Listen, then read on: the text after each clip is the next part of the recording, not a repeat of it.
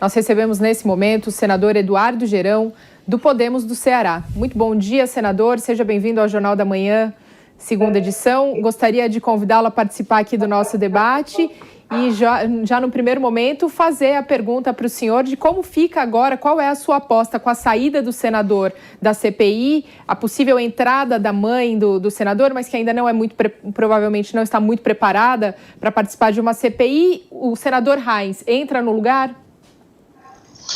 Olha, primeiramente, gratidão pelo convite, uma honra estar participando aqui, uma alegria com vocês. Nesse dia emblemático, né? Eu acho que esse dia nós temos aí o Centrão, que estava muito próximo do governo, hoje está dentro do governo, né? E, particularmente, eu vejo isso com preocupação no sentido de uma bandeira importante do povo brasileiro, né? Que é o combate à corrupção, à impunidade, é um valor que a nossa nação não abre mão, e vê um retrocesso nesse sentido, porque o Centrão representa esse fisiologismo, e isso, de uma certa forma, é um pouco frustrante. Agora, eu acredito que a vinda do Reins, do senador Reins do Rio Grande do Sul, de forma efetiva dentro da comissão é positivo. É um senador muito centrado, um senador estudioso, uma pessoa que tem princípios, né? E eu acredito que vai muito colaborar com a participação. Ele que mesmo suplente, é bom que se diga, está sempre presente dentro da comissão parlamentar de inquérito. Então, eu acredito que a gente não vê muita diferença de outros governos, né? Com abraço ao Centrão, né? Apenas mudou a conjuntura, mas a história continua o mesmo. Eu espero que um dia o Brasil consiga romper com esse ciclo aí, possa ter um novo tipo de forma de fazer política no país, sem estar com essas amarras ao chamado Centrão. Senador William Travassos falando, muito bom dia, prazer falar com o senhor. Fazer uma pergunta sobre a CPI, já que o senhor falou sobre esse assunto. Sobre o vazamento de documentos da CPI e a decisão dos senadores em tirar o sigilo desses documentos. É claro que a principal notícia hoje é essa mini-reforma ministerial, mas afeta diretamente a CPI. E no dia 16, se não me falha a boa memória, a comissão tomou a decisão de liberar alguns documentos, de quebrar o que era sigiloso e tornar público. Nós tivemos o vazamento de informações sigilosas, inclusive a doutora Mayra reclamou disso e buscou explicações.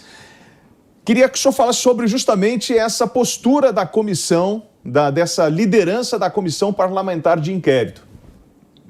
Olha, William, é lamentável o que a CPI tem feito, né? Quem ainda acompanha, o cidadão de bem que acompanha ainda a CPI, ele percebe uma escalada totalitária, né? Algo assim, bem de desrespeito às leis. Eu converso com alguns juristas que até têm posições contra ou a favor do governo, e os dois lados estão incomodados, porque lei é lei, né? A gente precisa respeitar. E a comissão, acho que na ânsia de desgastar o governo, isso aí é algo que eu acredito que ela foi montada apenas com esse interesse, né? A gente vê ali uma motivação política eleitoreira para 2022, o que eu particularmente não acho correto, aliás, acho até desumano com o povo brasileiro, está precisando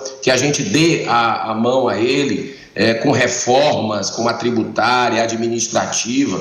Você vê que ninguém fala mais em prisão em segunda instância no Congresso Nacional, o fim do foro privilegiado, né? Que são as travas da corrupção, da impunidade, que é esse o anseio legítimo da sociedade. Então a CPI ofuscou tudo isso. E ela traz narrativa por cima de narrativa. Ali tem um grupo chamado G7, que são oposicionistas, né? Com todo respeito, não tem nada de independente, né? Muitos deles já disseram, antes de começar a CPI, quem é o culpado, quem é o inocente, ou seja, um pré-julgamento. Você tem um relator que tem um filho governador, é um conflito de interesse aí que não tem como sanar, né? Então, tudo isso fez com que muita gente de bem deixasse de acompanhar essa CPI, né? E eu me preocupo muito, William, porque quem anda nas ruas, o parlamentar que gosta de ir nas feiras, no mercado, para ouvir as pessoas, a gente percebe uma animosidade muito grande por causa da CPI. Teve gente que chegou para mim no Mercado São Sebastião, em Fortaleza, e disse assim: olha, eu gosto de ver vocês brigando, eu fico assistindo para ver como se diz, esculhambando o outro. Eu digo, rapaz, que é isso? Virou um Big Brother aquilo. Então, olha o exemplo que a gente está dando para a nossa sociedade, no momento que precisamos de pacificação. O brasileiro clama por paz, né? Ele quer ver suas autoridades unidas, buscando soluções, e não essa guerra política que a gente vive com fins eleitorais. Então, eu percebi também nas ruas um incômodo muito grande de pessoas que são contra o governo e a favor do governo, né? Pelo comando da CPI, isso tira o brilho do trabalho. Infelizmente, eu acredito que o relatório já está pronto, ali manchetes de jornal o tempo inteiro. Esses vazamentos são vergonhosos, vou repetir, vergonhosos. O que fizeram com a doutora Mayra Pinheiro, que inclusive é cearense, né, é algo abominável, porque inclusive ela entrou no Supremo Tribunal Federal e já recebeu aí 5 dias, o Supremo dizendo que o presidente Omar Aziz tem 5 dias a comissão para dizer por que liberou esses documentos sigilosos da CPI. Então são dados pessoais, é algo assim estarrecedor o que a gente tem visto de arbitrariedade dentro da CPI. Para você ter uma ideia da forma como eles pensam, eles não querem ver o contraditório, né? Então, quando a gente leva médicos e cientistas renomados que não falam exatamente o que a narrativa deles vem batendo na mesma tecla, eles pegam, se retiram e vão embora da sala, deixa lá os médicos, entendeu? Então isso não é uma postura de quem quer buscar a verdade, de quem quer ir a fundo investigação. Por exemplo, os bilhões de reais desviados aí de estados e municípios, está aí a Polícia Federal que mostra que não faltou dinheiro no combate à pandemia, mas sobraram escândalos. E o Consórcio Nordeste, que é o grande símbolo hoje de corrupção nessa pandemia, algo palpável. Tem até uma matéria agora na Veja, a revista Veja que está nas bancas, que é escandaloso o que aconteceu no Consórcio Nordeste, com 2 ex-ministros do governo Dilma supostamente envolvidos até a medula, né? E não se fala nisso. Se compraram respiradores da indústria da maconha, da droga da maconha, e esses respiradores até hoje, 300 respiradores, até hoje não chegaram à população. E essa montanha de dinheiro, quase 50 milhões de reais, foi pago antecipado. Olha só que loucura, foi pago antecipado. E já tem aí depoimento da dona dessa empresa, que eu tive em São Paulo visitando a sede.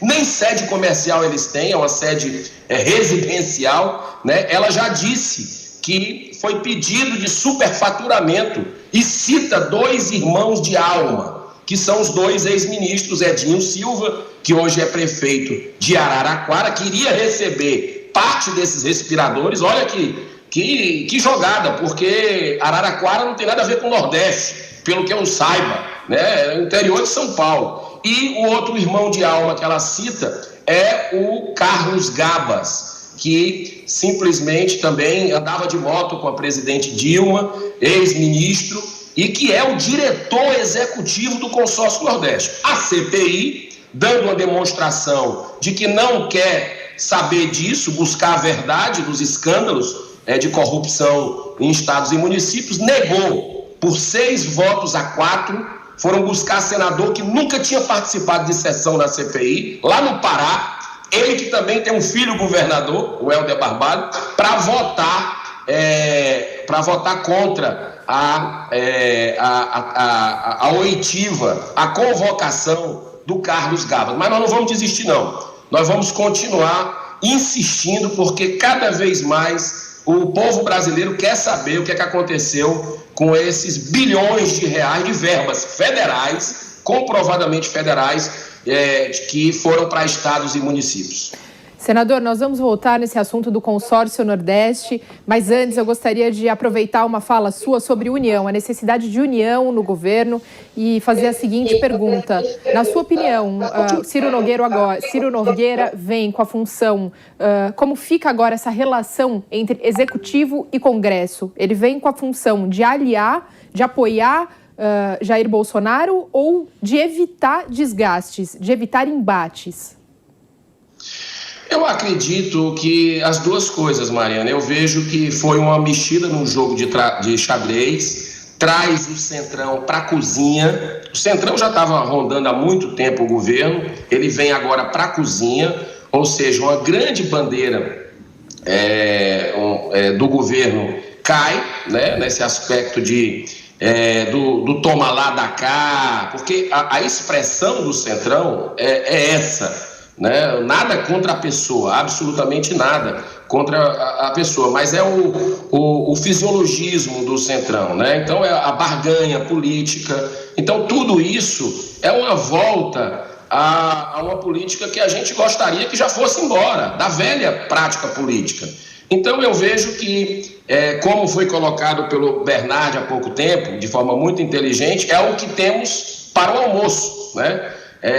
E a gente precisa, de alguma forma, fiscalizar, né? Fiscalizar essas verbas aí. Inclusive tem emendas de relator, tem esse fundo eleitoral aí, o fundão de 6 bilhões, que o presidente disse que vai vetar, dizia que ia vetar, mas agora já disse que vai deixar uma parte, vai vetar o excesso. E esse excesso é o quê? É 2 bilhões, é 4 bilhões? Ficou meio na penumbra ontem a declaração dele. E eu espero que a sociedade possa, de forma pacífica, de forma respeitosa, cobrar uma posição. Porque se tem uma coisa, em 2 anos e meio de mandato, Mariana, que eu aprendi no Senado Federal, eu que nunca fui político, já cheguei no Senado, é que o político respeita um povo organizado que sabe se manifestar, repito, de forma respeitosa,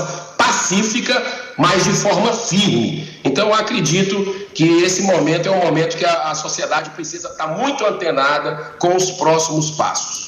Paulo Pozonov, pilares do Estado Democrático de Direito: soberania, cidadania, dignidade da pessoa humana, os valores sociais do trabalho e da livre iniciativa, pluralismo político. Você chegou a falar sobre o perfil do indicado do presidente. Ele ainda não foi nomeado, mas você falou do perfil dele. Ele tem um histórico. Aproveitando isso, eu queria te passar a palavra e abrir também para você perguntar ao senador. Bom dia, senador. Bem, parafraseando aí um slogan petista que fez bastante sucesso em 2002, se não me engano, e levando em conta aí o desgaste da CPI, voto impresso, manifestações, pesquisas, por mais que eu não acredite muito nelas, o senhor acredita que a indicação, nomeação do senador Ciro Nogueira, de que o medo a esperança no governo Bolsonaro? Pois eu acredito que, de alguma forma, tentando o governo melhorar a relação com o Congresso, né? Um Congresso que ainda respira os ares da velha política, né? Então, a minha avaliação é essa, é uma tentativa, porque realmente existia uma descoordenação muito grande, a gente percebia isso claramente.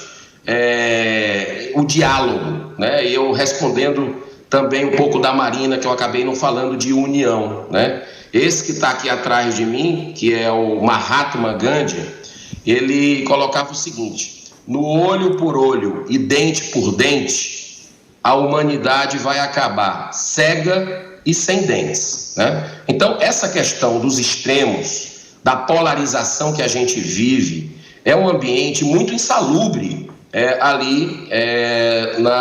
no Congresso Nacional, na Praça dos Três Poderes. Você vê hoje um STF com a credibilidade lá embaixo junto à população, não por acaso, né? Decisões esdrúxulas, invasão de competência. Você vê que o Supremo mandou o Senado abrir essa CPI, olha só, e o próprio Supremo atrapalha o trabalho da gente, dos senadores que querem rastrear a corrupção e não deixa, por exemplo, os governadores falarem. Se vierem à CPI, não precisam falar a verdade. Então, a gente está num momento muito delicado, que precisa de diálogo, de fraternidade. Eu acredito que esse momento de recesso, que termina daqui a 4 ou 5 dias, que tenha, de alguma forma, servido para uma reflexão dos senadores, especialmente daqueles que participam da CPI, né? Que não é na base da força, da violência, da agressividade. Olha o que fizeram com a médica que trabalha há 40 anos. Por mais que a gente discorde das ideias dela, mas ela salva vidas. Ela está ali por ideal, trabalhando, querendo compartilhar o seu conhecimento. E tentaram humilhar o tempo todo na CPI, ameaçaram de prisão. Isso joga contra o Senado. Não é à toa que a imagem do Congresso Nacional, assim como do Supremo Tribunal Federal, ela vem despencando pesquisa após pesquisa, né? A população não tolera esse tipo de votação de madrugada, colocando aí dispositivos seja de abuso de autoridade, seja desse fundão. Então, tudo isso, eu sou muito esperançoso. Eu confesso para vocês, assim, otimista com o futuro. Por quê? Porque eu vejo cada vez mais o cidadão de bem do Brasil tendo um sentimento de pertencimento, ou seja, ele está cobrando seus parlamentares. É incrível, quando a gente vota, a gente já vê a repercussão simultaneamente, as pessoas estão acompanhando o nosso trabalho. E isso é muito importante. Platão, 350 anos antes de Cristo, dizia o seguinte: o destino das pessoas boas e justas que não gostam de política é serem governadas por pessoas nem tão boas, nem tão justas, que gostam de política. Então, o povo brasileiro está começando a gostar de política. Isso é ótimo, porque a grande arma que nós temos, o grande instrumento que nós temos é o voto. É o voto que a gente vai trocar, seja senador, deputado, prefeito, governador, presidente, é através do voto. E o brasileiro está muito atento a todos esses movimentos. Senador, aproveitando seu gancho dessa expectativa após recesso, né, semana que vem a CPI já volta, gostaria de saber do senhor que está aí nos bastidores, né, do Senado Federal, quais estão sendo as articulações feitas pela cúpula da CPI para se manter no poder? Olha, excelente essa sua pergunta, Mariana, porque eles tomam as decisões lá na casa de um, na casa de outro, desse grupo G7, e muitas vezes eu que sou titular, olha só, que participei de todas as sessões, fiz perguntas a todos os depoentes, tomo conhecimento da pauta através de vocês. Sequer é compartilhado, eles mudam as coisas assim. Por exemplo, prefeitos estavam na pauta, os prefeitos visitados pela Polícia Federal estavam na pauta há cerca de 1 mês e meio atrás. De uma forma muito estranha, né, com aqueles segredismos, eles tiram da pauta isso na hora da votação, né? Já tinha sido divulgado para a imprensa, divulgado para todo mundo, e até hoje não voltaram os prefeitos para a pauta, e eu acredito que só vão voltar se a sociedade cobrar, né, cada vez mais forte. Então, eu vejo que a cúpula ela está perdida.